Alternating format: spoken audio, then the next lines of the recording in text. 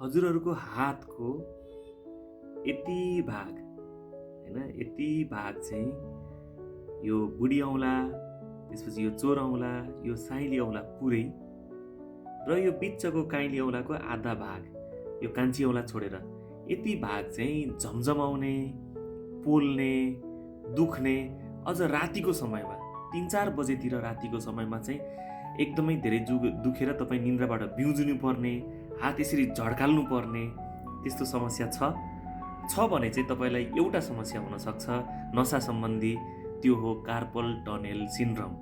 नमस्कार। यो हाम्रो माथि गर्दनबाट आएको नसाहरू चाहिँ हातहरू चलाउनलाई आउँछ।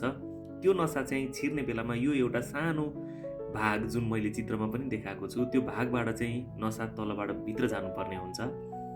तपाईलाई यदि थाइराइडको रोग छ, सुगरको समस्या छ, बाथ रोगको समस्या छ, मोटोपन छ, अनि त्यसपछि तपाईलाई चाहिँ यो महिलालाई हुने जस्तो हामीले गर्भधारण गर्छौँ, गर्भावस्थामा हुनुहुन्छ भने चाहिँ त्यो रोगहरू भएको अथवा त्यो अवस्थाहरू भएको बेलामा चाहिँ यो जुन सानो नली छ जहाँ कार्पल टनेल भन्छ, त्यहाँबाट जुन एउटा नसा, यो 3-4वटा औँला चलाउनलाई जुन नसा जानुपर्छ त्यो नसा चाहिँ त्यहाँनिर चेपिन्छ।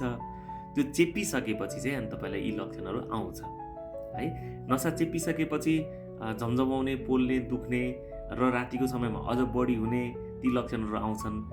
अब यो भिडियोमा थोरै कुराहरू मात्रै हुन्छ। अब तपाईँलाई त्यो लक्षणहरू आइसकेपछि त्यो जुन नसा चेपिएको समस्यालाई कसरी थाहा पाउने र त्यसको उपचारहरू कसरी गर्न सकिन्छ भन्ने कुरा चाहिँ म यहाँहरूलाई अर्को भिडियोको पार्टमा भन्नेछु। हस्, धन्यवाद, नमस्कार।